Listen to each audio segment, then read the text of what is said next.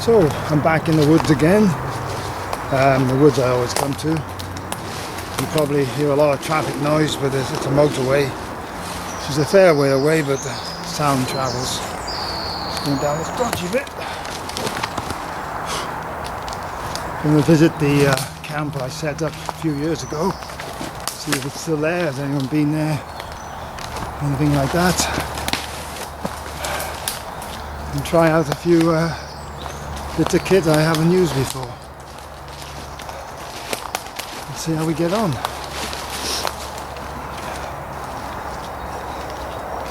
Already this path I usually enter, it's clearly quite a lot of foot traffic. The path is very well defined. So obviously somebody's been this way for a while ago.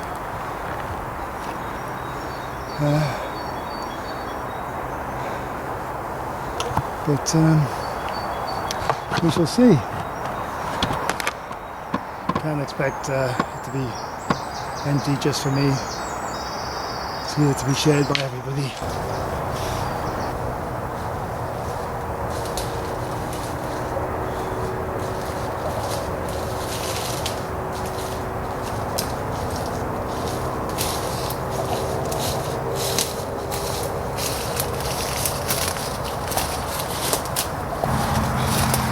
You can just see there, somebody's made a camp.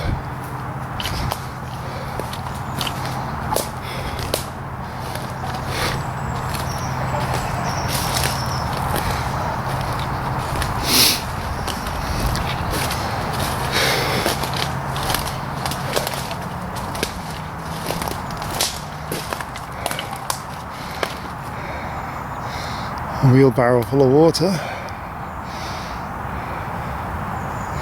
Duct tape.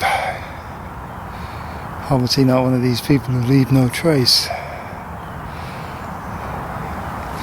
By that pipe, rubber pipes, they must have been burning copper, because that's armoured cable.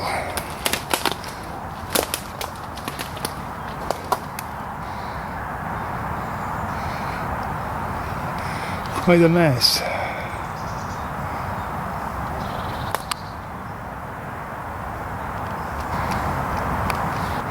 They made a trench along there for some reason.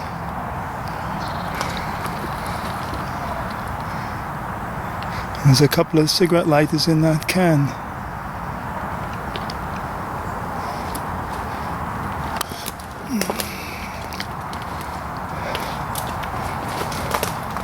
Well, I won't disturb them.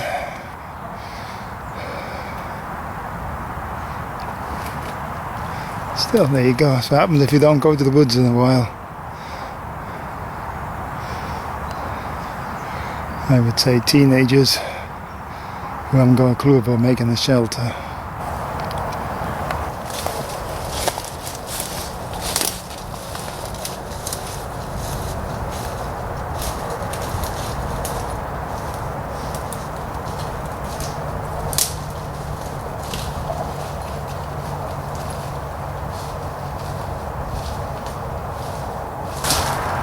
It's been quite a hard job finding the old camp.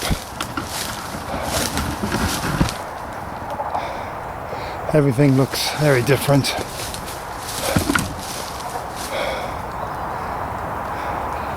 Still, keep at it. It's around here somewhere.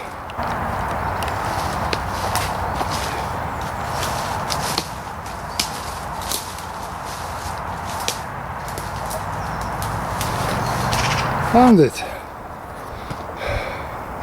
Can you see it? Let's take a closer look. Well, there it is. Still intact. Door's fallen off. And the fence I had along there is on the floor. And the fire bits and the fire table have all disappeared. Well, I don't see any evidence of people being here. And just slowly going back to nature.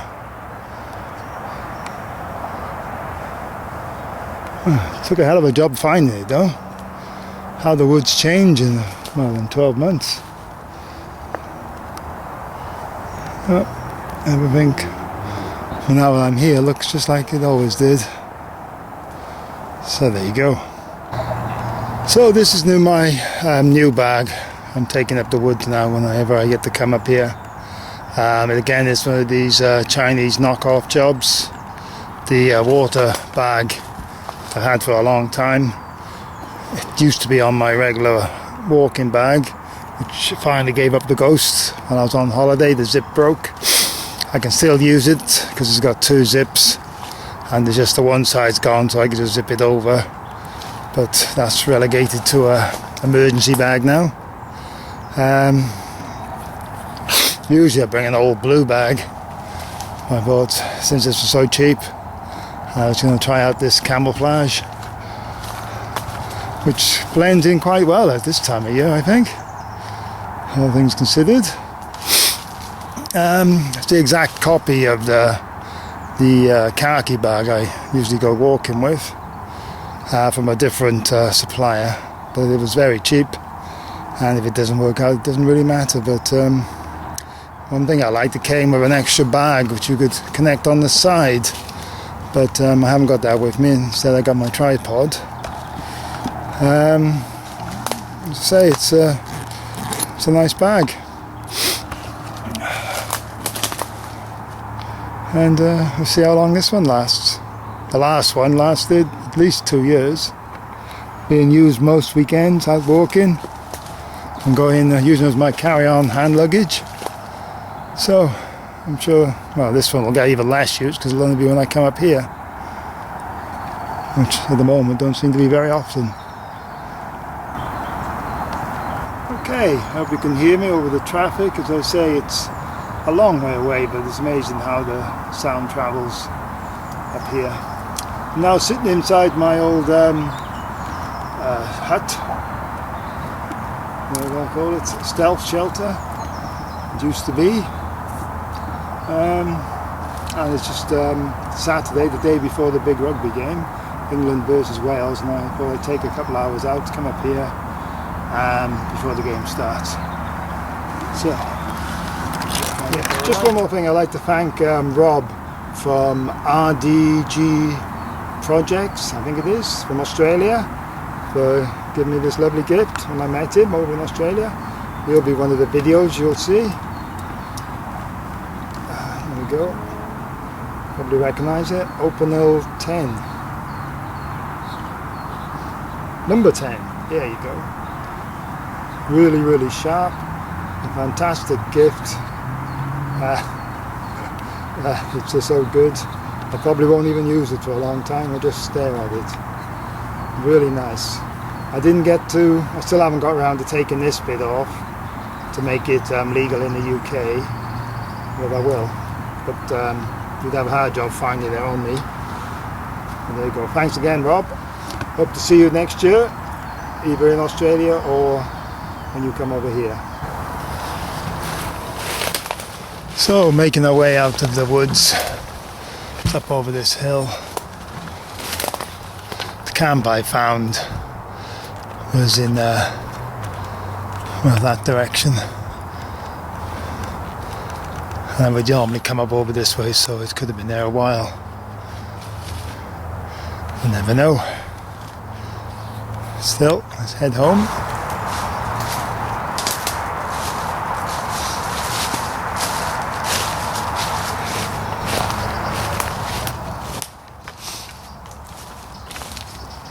Right, about halfway there now. I'm on a track that looks quite well used. Everything's different, as I say, so hopefully I'll find my way back.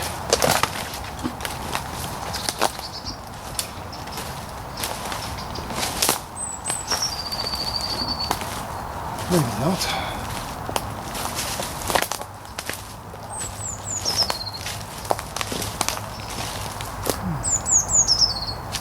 It's a lovely day anyway.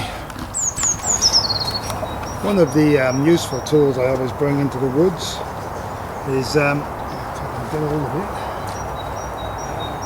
it's a pair of secateurs. ideal for getting past all those brambles and stinging nettles and overhanging trees.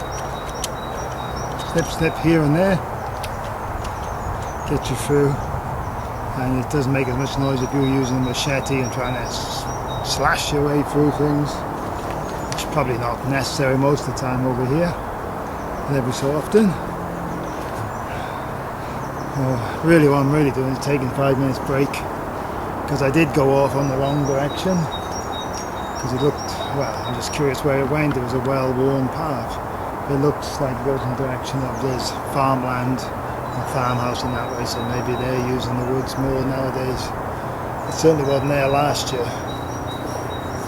But now I'm off down this down the hill, and it's up the other side, and then I'll get to the road, and then I'll be done.